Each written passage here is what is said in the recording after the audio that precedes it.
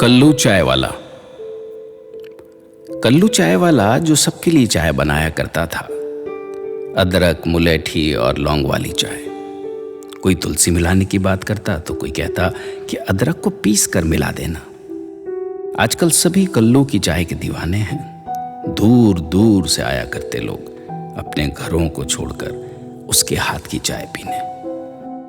कहते थे, भैया हमारी तो सुबह तुम्हारे हाथ की चाय से होती है।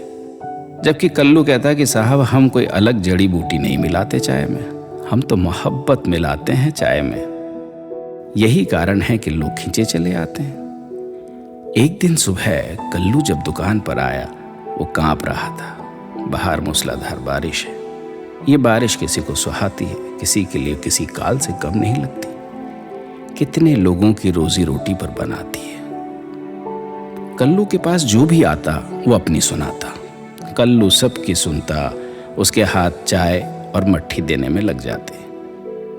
कल्लू सबकी सुनता और उसके हाथ चाय मट्ठी देने में लगे रहते। ये खोखा सड़क किनारे खपरेल की मजबूत ओट में टिका था। बारिश में बसें अक्सर वहां रुकती। उनके ड्राइवर और क्लीनर भी वहां सुस्ता लेते। अक्सर कुछ जगह होती है जो लोगों के दिलों का हिस्सा बन जाया करती है। ऐसा ही है कल्लू टी स्टॉल। बारिशों में अक्सर चाय की चर्चा पकोड़े के बिना कहाँ होती है। कल्लू भी सोच रहा था कि कुछ दिनों में वो भी चाय के साथ पकोड़ों का भी प्रबंध करेगा।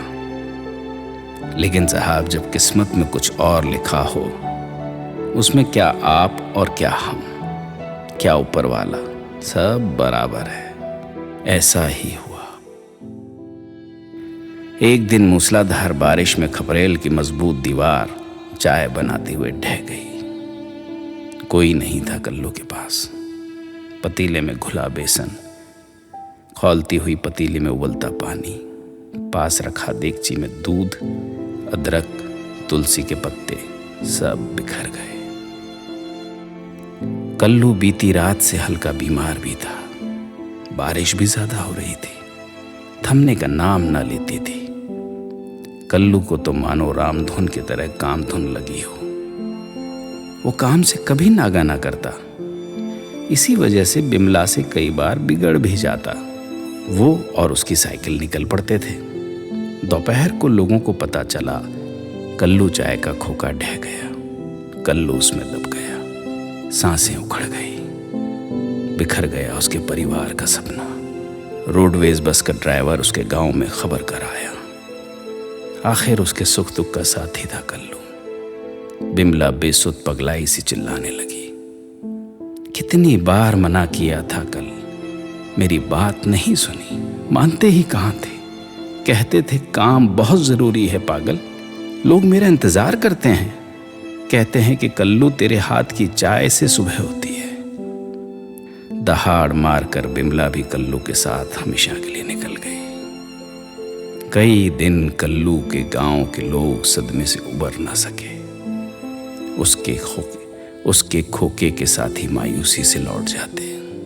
किसी और की चाय में वो स्वाद नहीं था जो कल्लू की बातों में था। इतने बरस कितनी जल्दी बीत गए। बारिशें पहले की तरह आज भी जारी हैं। इलाके के कलेक्टर रणदीप सिंह की आंखें भर आई।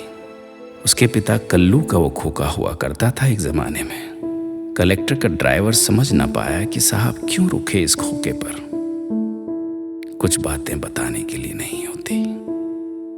कल्लू अपने बेटे को हमेशा कहा करता था, जब तू कलेक्टर बनेगा ना, तुझे भी अदरक वाली चाय पिलाऊंगा। गाड़ी में बैठे बैठे कलेक्टर रणदीप सिंह लगातार सुबक रहे थे।